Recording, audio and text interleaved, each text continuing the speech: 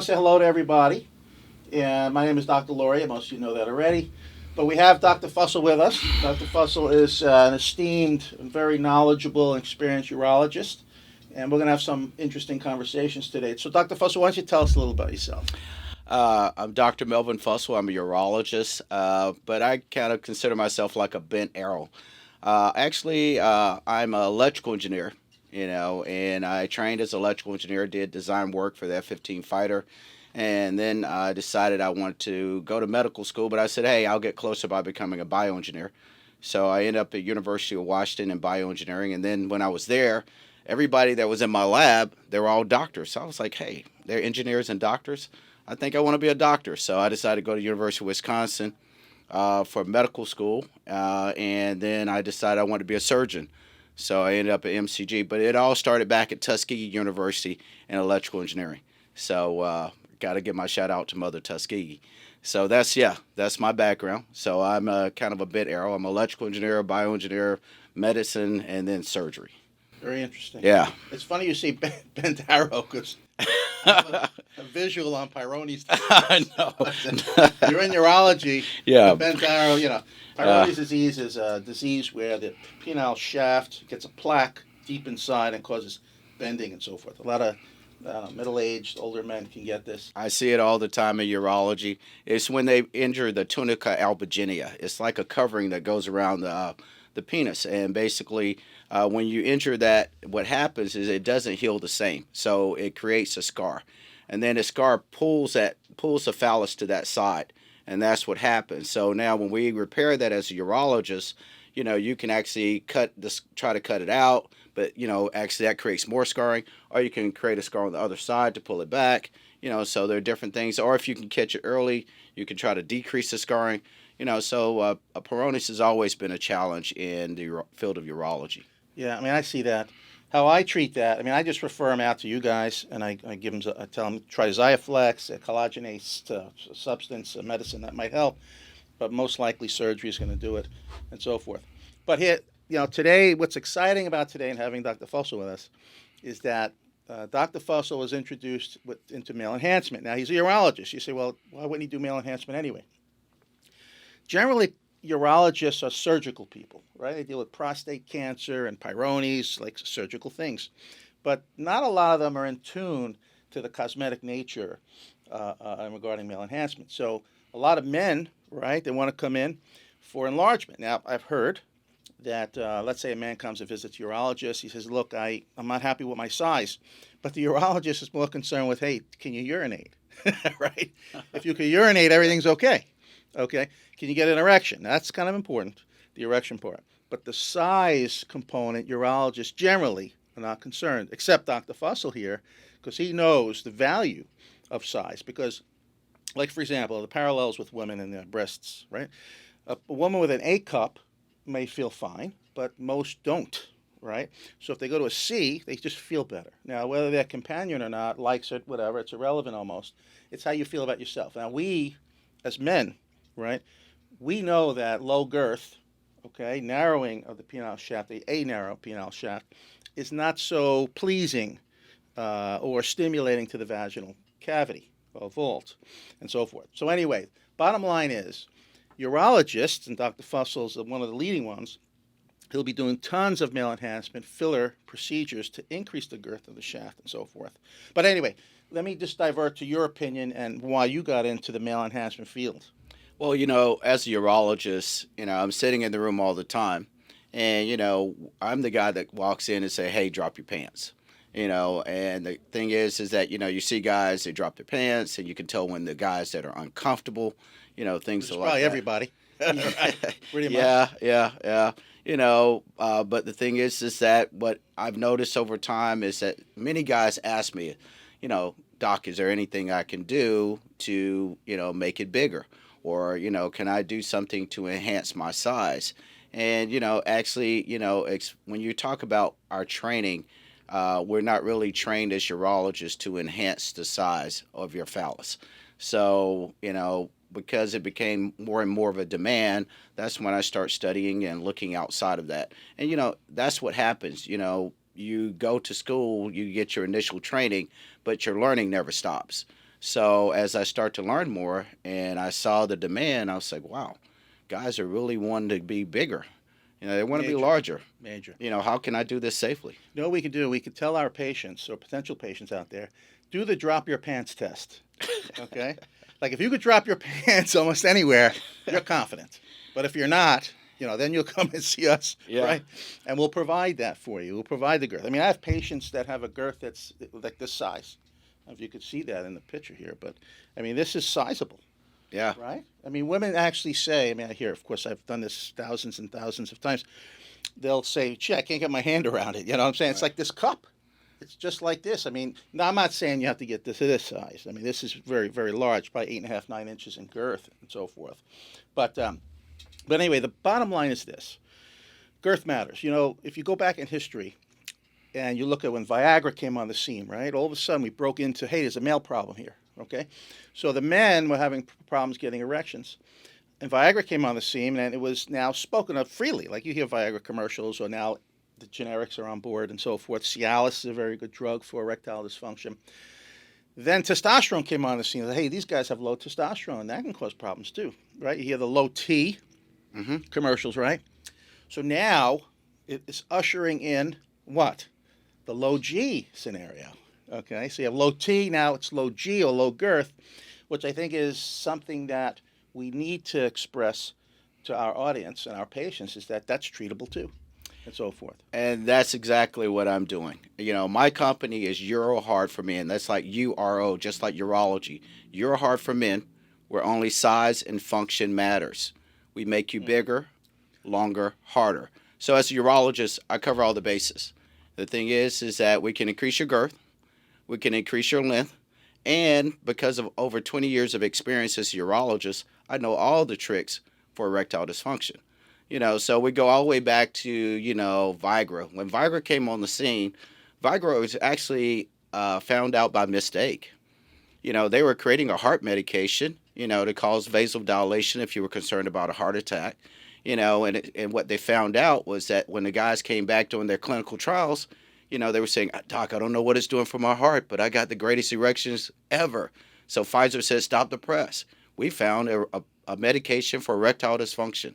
And so all these guys are taking heart medication and they don't know it. That's right. That's right. So now you're going to embark on a successful career. Of course, you have a successful career now, but you're going to add male enhancement into your practice even more. So we're talking about girth, we're talking about length, and a whole host of other things you're doing and so forth. So let's talk about how we can increase the girth, okay? We were talking about, well, we know there's temporary fillers, right? Temporary fillers, yes, they can give you girth, but it's going to cost a fortune. We know that, okay? Have you used temporary fillers? Yeah, in other places, like in the face and stuff like that. Okay. Yeah. So temporary fillers are okay in the face. I think it's actually beneficial to use temporary fillers in the face, because if you make a mistake with a permanent filler in the face, it's problematic, because you have to be a sculptor and a designer and artist really to do the face. But the male enhancement situation, if you want to increase girth, do you want to use temporary filler and spend who knows what every year on the cost factor? I tell patients, if you want to use temporary filler, you might as well sell the house and the farm now, because it's going to cost that much money. A permanent filler, what we have, we have a permanent filler. Let's just make that statement. But our technique is very important too. Okay, it's our technique that really delivers. All right. So yes, we have the permanent filler, but it's the technique of delivery and how to deliver that into the penile skin and subcutaneous space that makes a world of a difference. I can go back in time, and my technique in 2010 to 2018, I used to use a cannula, right? Used to make a little 18 gauge needle poke in the shaft and go in with a cannula and just flood the subcutaneous space with all this filler. And then we said, okay, let's kind of move it around, get it even, and let the wrap do the rest of the work. But the problem is, sometimes if the wrap is not so right, Let's say the patient had a tight wrap in the middle of the shaft, okay, and pushes the filler out of the way. Now the penile shape is like an hourglass. That was a problem, okay? I felt I didn't have control. However, over time, we developed a different technique where we injected into the dermis, and the dermis has so much space, as you've seen, right? Even when you hear the last couple of days, whatever, we're injecting in the dermis, and the penile dermis actually expands quite nicely, okay? It's kind of a space that no one knew about. I had a urologist come in from California, and he was scratching his head all the way here on the plane. He says, "Where's he putting his filler? You know, I get that where's he question all fitting the all time. this? Yeah. Yeah, where are you putting all this filler? You know." When he saw I was able to put it in the dermis and it expands beautifully, then he said, "Okay, now I see." But here's the key. Why do we put it in the dermis? Why is it important? Is that when you currently the dermis is very thin, okay? We want to thicken that, and of course we want to increase girth, but we want to increase the dermal thickness with the filler evenly and distribute it right throughout the shaft, and also you do the glands. But as the collagen forms, it forms like a shell effect. Okay, it bolsters up that dermis. So when we go under and fill up that penis, it still remains symmetrical. That was the key. Because prior, when I only injected under the skin and filled it, that thin skin, that thin dermis, the natural dermis, was not able to form any kind of structure, right, and help us. Like I call it like a straitjacket effect, where when we put filler in the dermis and it forms collagen, it forms like a straitjacket, where when we keep on filling up, like filling up a balloon, it fills up evenly. That was the problem we had. I can tell you as a cosmetic urologist, when I look at what you're talking about, it's like creating a scaffolding. So basically, when you inject it to the dermis, you create that scaffolding, and now you've got the form of the penis, and then you can expand it to any size that you want it to be. Exactly. And I think that's what makes the difference. It's not like you're just haphazardly putting in filler. We scaffold and we shape the penis so it looks very normal. There you go. There you go. And it lasts for a life. So those who are interested in male enhancement, it's recommended, all right, to have an intradermal technique. And you can't use temporary fillers intradermal. I think that's what can cause a lot of sores, maybe potential ulcers and so forth. That's what I've seen.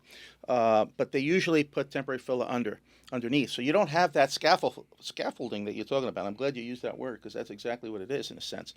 So we have this technique where we deliver this medicine, this permanent filler, and it's in stages where we could build the penile girth, okay, to almost whatever you want. Okay, we usually recommend a 6.5 to 7.5 inch girth size. I can tell you guys, when I talk to them about the 6.5, I always say take a dollar bill. End to end is 6 inches. And if you roll it up, that's 6 inches. Now imagine another half inch, because I'm trying to give them a visual. Because once you get past that size, it gets hard for the vaginal canal to accept it. That's where you run into problems. I use examples for men. I said to grab a water bottle or a Coke can, right? Yeah. I use those little, so it's a visual. They can see it's tubular and so forth. But I will say this now: that vaginal cavity will trigger. I mean, it can acclimate. I mean, I have experienced this. I have men going to 6.5, and they say, should I go bigger? I said, well, is there room in there? Is there room in the vaginal canal, whatever? Said, yeah, there's room in there. What I'm saying? They can feel it. They're not feeling too snug. So then they'll go to 7 and 7.5. Some will go to 8. Bottom line is this. Whoever you're with, right, your spouse, for example, if you feel it's snug, that's it. You're hitting all the walls of the vaginal cavity, okay? The clitoral nerves will branch throughout that vaginal space, right? It's in one of my videos, my consult video. I try to go over some anatomy. But when you're hugging all 4 walls, okay, and you're snug, that's the end point, whatever that is. I had some men where their wives had several children, natural birth. You know what that's going to do? Yeah. It can create havoc. But you keep on increasing until you get to that snug level, okay, and that stimulation will be phenomenal. I mean, I can tell you thousands of stories about that situation and so forth. So that's about girth, and let's just talk a little about the glands. The glands is more challenging, obviously. The glands is the head of the penis. And we always want it to be as proportionate as possible, right? The problem with that, the glands does not allow us the liberty to put in as much as we want because the skin is more fragile and thinner. Yeah, it doesn't have the elasticity that you're going to have on the shaft. The shaft of the phallus is stretchable. It can stretch out. Of course it can because during erection. But you don't have that same elasticity of the skin when you talk about the glands or the head of the penis. It's different.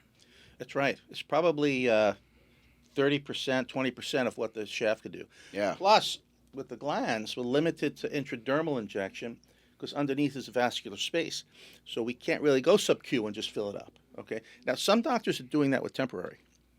Now, I don't know if I agree with that or not, because if you're in the, it's called a spongiosum. It's like little vessels or channels that are in the glands that fill with blood and will evacuate and so forth. I don't know if, for example, if you're filling the spongiosum or inside the glands, that space, if any of those particles from a temporary filler could work through the venous system. Well, see, as doctors, we're also scientists. We got to really think about what you're doing. And, when you start talking about, you know, the corporal cavernosum and the corporal spongiosum, when you actually go in and you're filling into that spongious level, are you actually putting filler into the vascular, and can it migrate? Can it go somewhere That's else? right. If it goes somewhere else, can it occlude another vessel that could be important? So you got to be careful. You got to know exactly where you're pulling the fill.